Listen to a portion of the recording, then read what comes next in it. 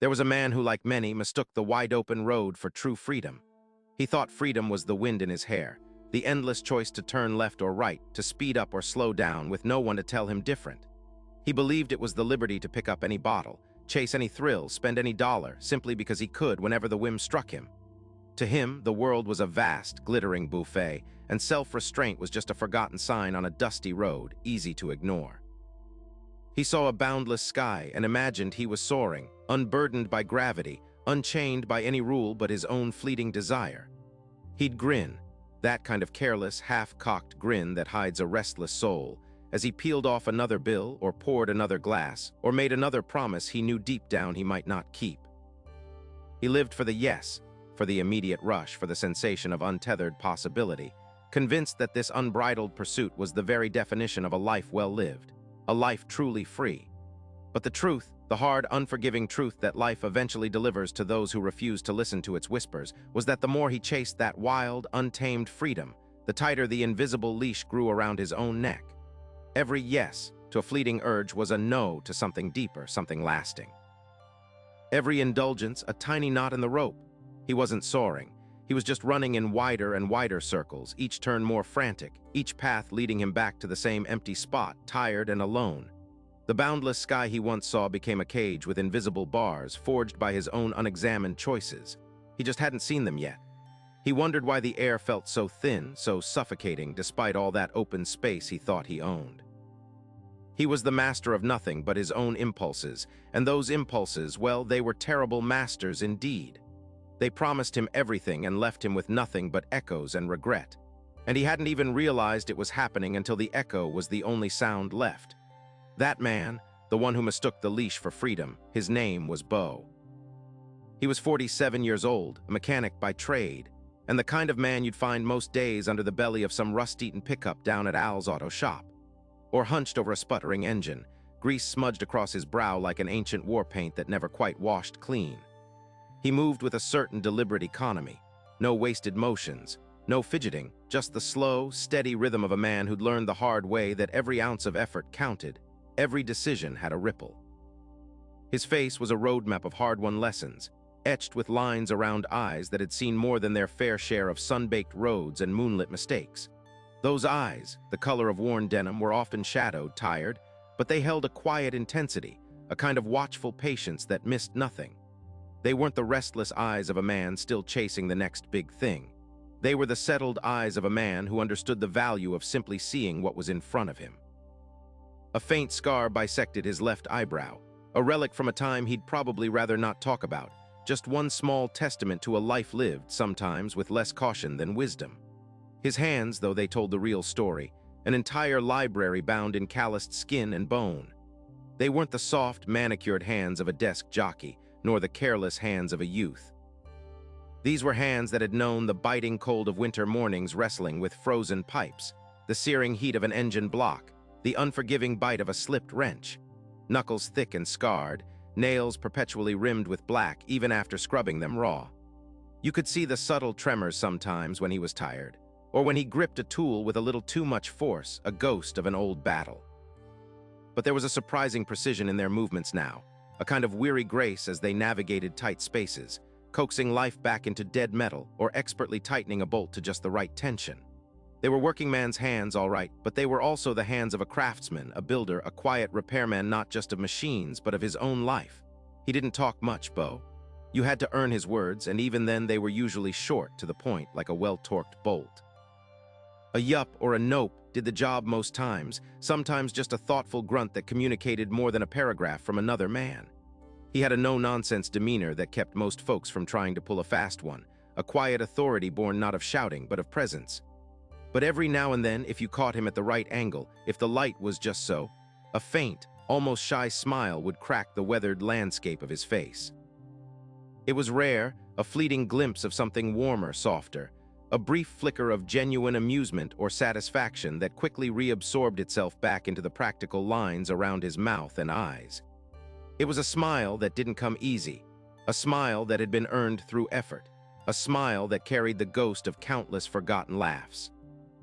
He carried himself with a grounded resilience, the kind you only get from hauling yourself up more times than you thought you could stand, from staring rock bottom in the face and deciding to climb back out, stone by painstaking stone. There was a solidity to him, like an old oak tree that had weathered many storms and simply refused to fall. You could sense the quiet battles he'd fought, the silent wars he'd won inside himself. A deep-seated fear of losing control again, a shadow that sometimes crossed his eyes when things got too chaotic, but beneath it, a quiet pride in the simple fact that he kept showing up. He was a man holding himself together, not with tape and string, but with the quiet, deliberate strength of daily choices. It was the kind of quiet most folks only knew from old movies, the kind that wrapped around a man before the sun was even thinking about rising. For Bo, it was just Tuesday. His alarm clock, a sturdy, no-nonsense digital affair, lit up exactly at 5:00 a.m., a small, unwavering rectangle of green in the pre-dawn dark of his single-wide. No snooze button. Never had been, not since he'd started clawing his way back.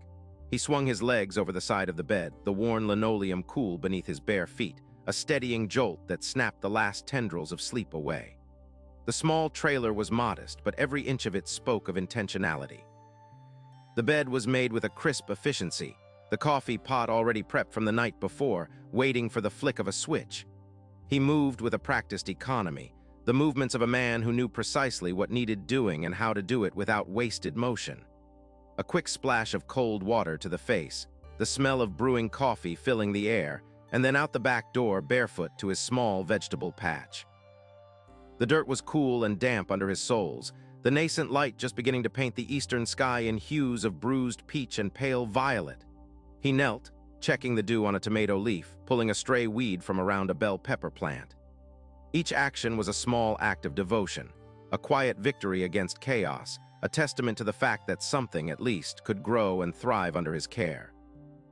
By 5:45 a.m., he was in his beat-up Ford F-150, the engine grumbling to life like an old friend. The drive to the auto shop was short, a familiar stretch of highway still largely empty, the world just waking up. He'd passed the old diner, a few early birds already parked outside, steam probably rising from their coffee cups. He'd nod almost imperceptibly to himself. Another day, another chance to put in the work. The garage itself was a symphony of industrial smells. Oil, gasoline, a faint metallic tang, the lingering scent of exhaust. He hung his jacket on a hook that had been his for 2 decades, pulled on his coveralls, their fabric worn soft from countless washes. By 6:00 a.m., he was already under the first hoist, a busted transmission begging for attention. The work was demanding, often thankless, a greasy ballet of torque wrenches, air guns, and the stubborn resistance of rusted bolts. His hands, calloused and strong, moved with an almost surgical precision, his mind dissecting the problem, visualizing the solution. It wasn't glamorous, this life of turning wrenches, but it was honest. It was tangible. A broken thing came in and he, Bo, made it whole again. Most days, that was enough.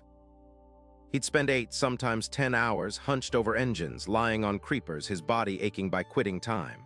The monotony of it could be a grind, the same types of problems, different makes and models, day in, day out. He wasn't building monuments, just making sure folks could get to their jobs, get their kids to school, keep their own lives running. But there was a quiet dignity in that, too. Money, though, remained a thin tightrope. Every dollar that came in was accounted for, mentally sorted before it even hit his bank account. Rent for the trailer, utility bills that always seemed to creep higher, the insurance on the truck. The few old tools he needed to replace gnawed at him, sitting on his mental ledger, an expense deferred, always deferred. He still carried the ghost of the overdraft notice, the shadow of the repossession man. He kept meticulous records, not just of his finances, but of every single purchase, every penny spent. It was a conscious effort, a daily battle against the phantom of his past impulsiveness. He didn't buy coffee at the diner, not anymore. He brought his own thermos. Lunch was a sandwich made at home. Small cuts, yes, but they added up. They had to. Sometimes, crouched under a vehicle, the rhythmic clang of a hammer from another bay filling the air, his mind would drift. Not far, never far, but enough to let the shadows creep in. He'd see flashes of a life that was supposed to be. A house with a porch swing, maybe. A boat, nothing fancy, just a small fishing skiff to take out on the lake on a Saturday morning, the kind he used to pore over catalogs for in another lifetime.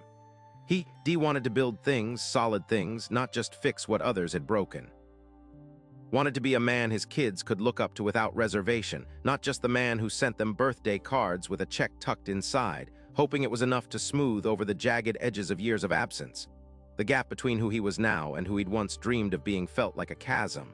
He was good at his job, damn good. Respected even in the small, insular world of local mechanics. But that wasn't the whole picture.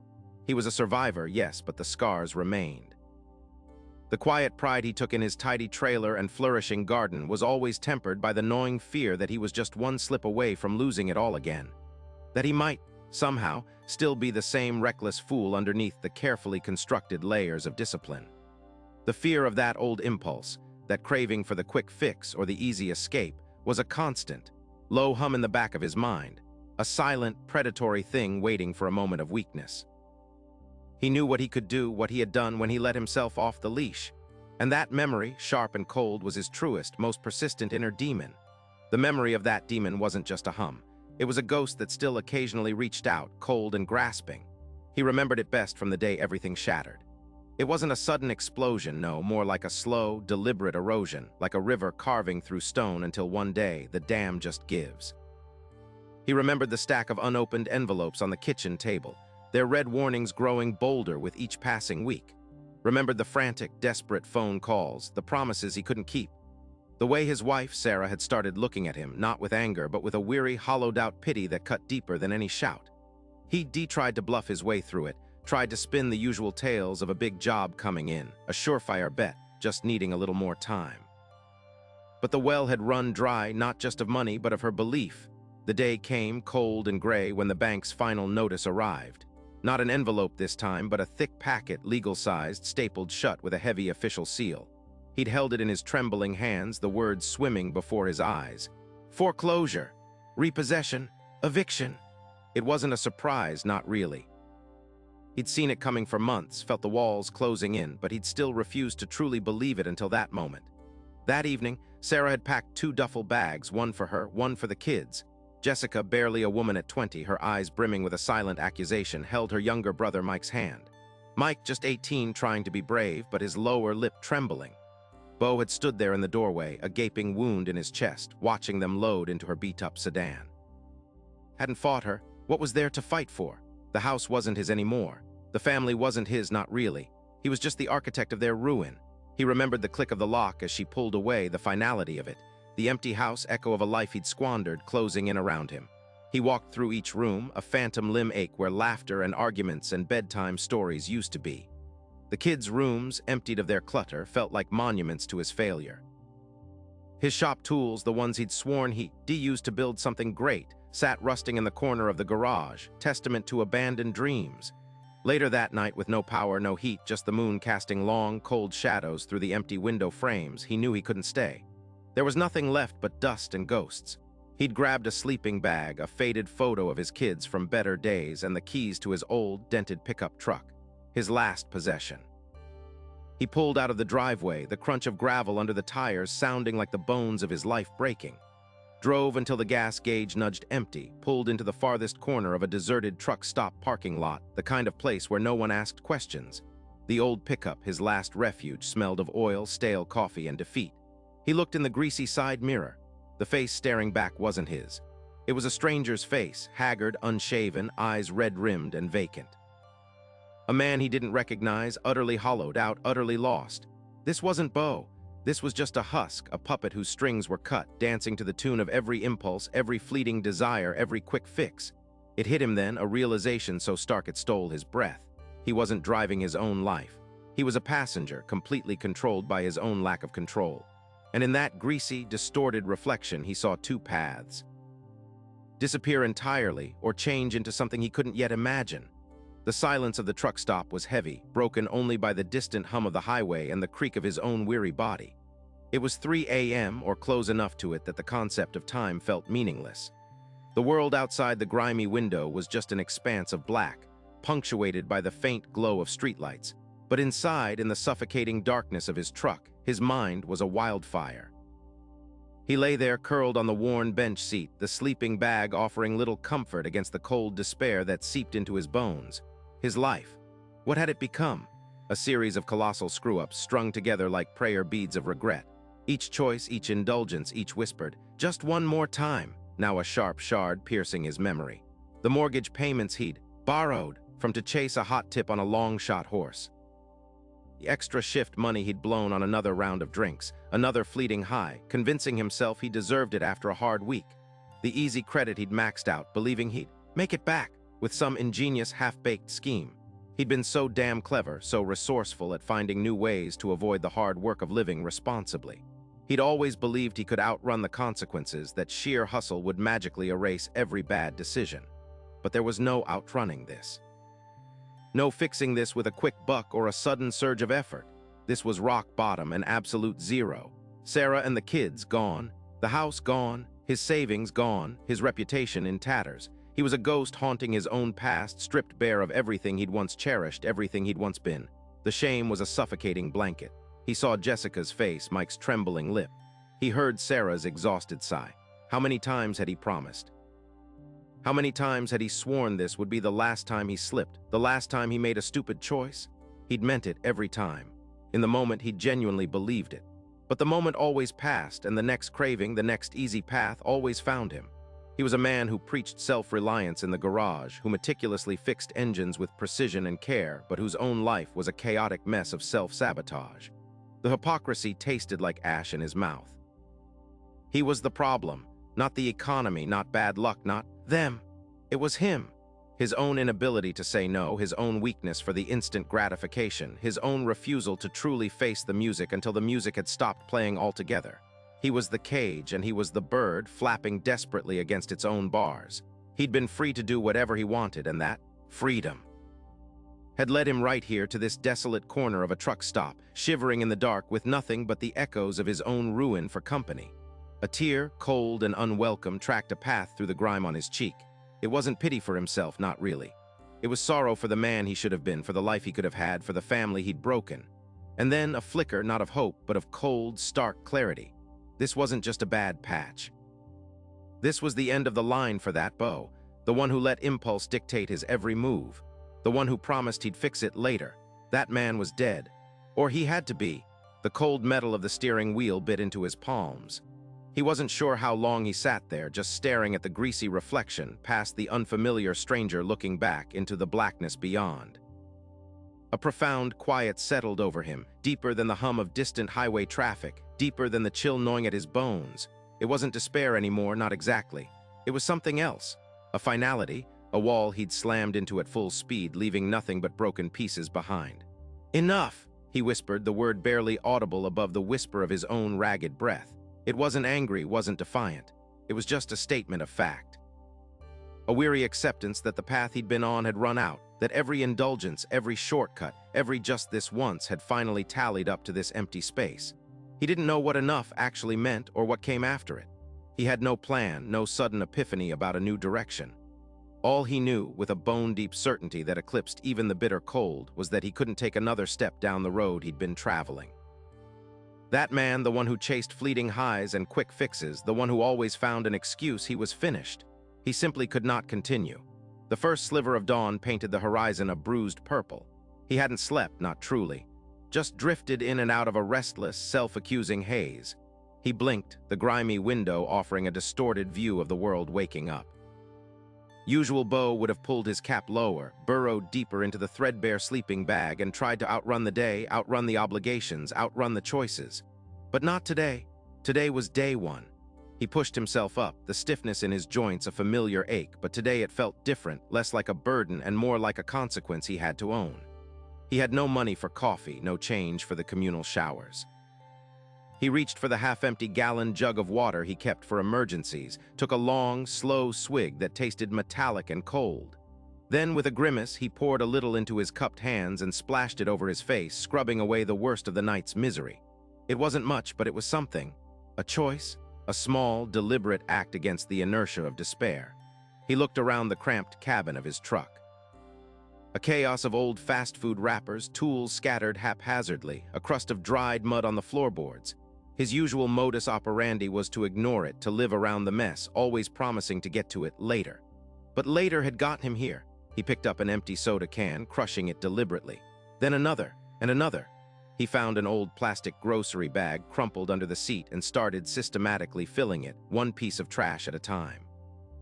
It felt ridiculously small, almost comical in the face of the monumental mess his life had become. What good was cleaning a truck when his entire world was busted? A voice in his head, an old, familiar whisper, told him it was pointless. Go back to sleep. Go find a cheap cigarette. What's the difference? You're still a wreck. He felt the pull, strong and insistent, to just let go, to wallow. It would be easier, so much easier. He paused, a crumpled napkin in his hand, his eyes fixed on a spiderweb stretching from the dash to the rearview mirror. He could almost feel the tendrils of that old self-destruction trying to reel him back in. But he didn't give in. He took a deep breath, the cold morning air stinging his lungs, and he broke the spiderweb with a swipe of his hand. Then he kept cleaning. He wasn't thinking about fixing his life, not yet. He wasn't thinking about his kids or his ex-wife or the bank. He was just thinking about the next piece of trash, about the next corner of the truck, one deliberate movement after another. The small, quiet victories piled up inch by painstaking inch against the overwhelming tide of his past. It was hard. Every fiber of his being screamed to stop, to give up, to take the easy way out. But for the first time in a long time, he didn't listen. He just kept going. It was a battle not with an outside enemy, but with the man in the mirror, the one who always found a way to undo himself. And today, Bo was finally fighting back. He was saying no to the easy path and yes to the unseen, unheard hard work that started right here, right now, in the messy confines of his own forgotten space. That first day, Bo didn't feel any lighter, no sudden rush of redemption. Just tired. Bone-deep tired, the kind that saps the wool right out of you. He went to work, punched the clock, the grease and oil a familiar stench that clung to his clothes and skin. He worked on a busted muffler, the clang of metal against metal echoing in the vast garage, and every time his mind wandered, every time the old itch to just call in sick and disappear for a day flared up, he forced himself back to the task. Just the muffler, just the next bolt.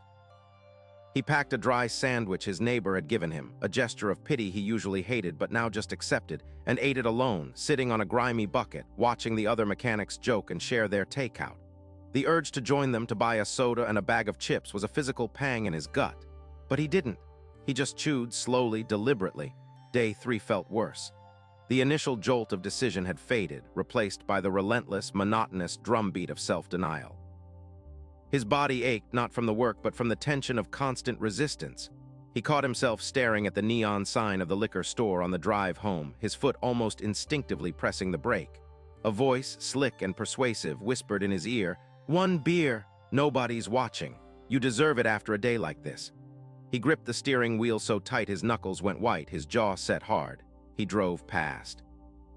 It felt like tearing a bandage off a wound, slowly, agonizingly. Later in his truck, the emptiness of the space around him felt amplified, a vacuum waiting to be filled by any distraction.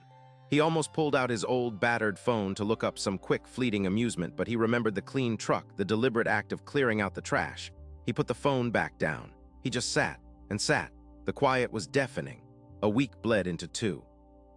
The battle wasn't a single epic clash, but 1,000 tiny skirmishes. Every morning, the alarm was a test. Every meal was a choice. Every evening, the loneliness was a battleground. He found himself counting the days, not with pride, but with a kind of grim, exhausted tally. He started waking up even earlier, not just to clean, but to move. Push-ups against the side of his truck, clumsy stretches, anything to tire his body out, to make the internal noise a little quieter. There was a Tuesday, a particularly brutal one. The engine he was working on seized up on the hoist, oil spraying everywhere, and his boss, a man known for his short fuse, laid into him something fierce. All the old, familiar shame and anger bubbled up.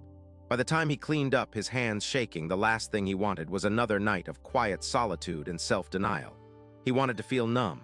He wanted to feel anything but this grinding despair. He stopped at a gas station, walked right up to the counter, and stared at the gleaming rows of instant scratch-off tickets. One ticket. Just one. A flicker of hope, however false, felt like salvation. His hand went to his pocket, fumbled for the few crumpled dollars he had set aside for food. The memory of his empty bank account, the foreclosed house, his kids' faces when he told them he couldn't afford new shoes, it all crashed down. The temptation was overwhelming, a tidal wave ready to pull him under. He could almost feel the phantom thrill of winning, the brief escape. He stood there, frozen, the cashier watching him with bored impatience. Then, just as his fingers brushed the worn paper, a small, stubborn voice in the back of his mind, not a shout but a steady hum, spoke up. "You already know how this ends, Bo." It wasn't judgment, just a quiet, undeniable truth. He saw the end of that road clear as day. The momentary thrill followed by the inevitable emptiness, the renewed guilt. It was the same old pattern, the same old lie. He pulled his hand back slowly, deliberately. "No, thank you," he mumbled, his voice a little hoarse. He bought a bottle of water instead. He drove away, not feeling triumphant, but just relieved, like he'd dodged a bullet, but the bullet had still whizzed close enough to feel the wind from it. He knew it wasn't a final victory. The battle would be waiting for him tomorrow and the day after that. But he had faced it, ugly and tempting, and for this one moment he had chosen different. He had chosen the unseen, unheard hard work of saying no to himself, even when every fiber of his being screamed yes. The fear of slipping, of losing control again, it still clawed at him, a constant companion. But stronger, slowly, steadily, was the quiet pride of simply showing up day after day and fighting for a chance at something better. Days bled into weeks, each one a small, hard-won battle. Beau's fight wasn't a sudden explosion, but a quiet, persistent siege against the ingrained habits of a lifetime. The lure of the easy escape, the quick thrill, it didn't vanish. It just got quieter, like a dog that eventually stops barking when it learns nobody's coming to the door. At the garage, things began to shift. It wasn't anything dramatic, just little things. He started bringing a packed lunch, a simple sandwich, an apple, a thermos of black coffee, instead of grabbing a greasy burger from the truck that pulled up at noon. He was always on time, always the first one to clock in, often the last to leave. His bay was tidier, his tools meticulously organized. When a tricky engine came in, he didn't grumble or rush. He just leaned in, methodical and patient, seeing the problem through. "You all right, Beau?" Lenny, his usual partner on the more complex jobs, asked one afternoon, wiping oil from his brow. Beau just hummed, tightening a bolt with practiced ease. Lenny watched him for a moment longer. "You just seem settled." It wasn't a question, but an observation. Beau just gave a small, almost imperceptible nod, a hint of a smile touching the corner of his lips before he turned back to the engine. He didn't have to explain. Lenny, a man who understood the language of silence and work, seemed to get it. Back home, the trailer, once just a place to sleep, began to transform. The small vegetable patch he'd tentatively started, a silent promise to himself, was no longer just dirt and a few struggling shoots. With daily care, watering, weeding, it began to flourish. Tomatoes plumped on the vine, green beans climbed their strings, and the bell peppers turned a vibrant red. He'd sit on the small porch in the evenings, watching the sunset cast long shadows over his small patch of green, a quiet satisfaction settling over him. It wasn't much, but it was his, and he had built it piece by piece with his own hands and his own renewed discipline. One Saturday, his phone rang. It was Jessica. "Hey, Dad," she said, her voice a little hesitant. "Mike and I were wondering, you doing okay? We heard things were rough for a bit." He paused, gripping the phone a little tighter. He could hear the concern and beneath it a lingering distrust. The old Beau would have made excuses, deflected. The new Beau, the one he was painstakingly becoming, just told her the truth simply. "Yeah, honey, things were rough, real rough, but I'm sorting myself out. One day at a time." Told her about the trailer, about the garden. He even managed a quiet laugh when he described the battle he was having with a particularly stubborn gopher. She listened, and he could almost feel the tension in her voice ease, replaced by a flicker of curiosity. "Maybe I could come by sometime, see this garden of yours," she offered. Beau's heart did a strange little flip. Hope, real, tangible hope, blooming as steadily as his tomatoes. "I'd like that, Jess. I'd like that a lot." Weeks turned into months. Beau was the same man, yes, the same grease under his fingernails, the same quiet way about him. But his eyes were different, less haunted, more present. He didn't chase the past, didn't dread the future. He just lived in the now, a master of his moments. He paid his bills on time, a feat that once felt like juggling chainsaws. He even started a small savings account, watching it grow dollar by painful dollar, a testament to his newfound control. The freedom he sought wasn't out there in some fleeting high or a pile of cash. He'd found it right here in the quiet strength of daily habits, in the power of saying no to the old temptations. It wasn't about having endless options. It was about choosing the right option every single time. He understood now that true freedom wasn't doing whatever he wanted. That, he learned the hard way, was just a leash. Real freedom, that was saying no to the easy path, saying yes to the hard work you knew you gotta do. It wasn't about what you got, it was about what you could do with what you got and not letting yourself get in the way. There are men out there, men like Beau, who lose themselves to the wild currents of their own making. But sometimes, if they're lucky and if they're willing to put in the work, they find their way back to shore. Not as the same man who left, but as one forged anew in the fire of their own choices. He ain't perfect, not by a long shot, but he's here.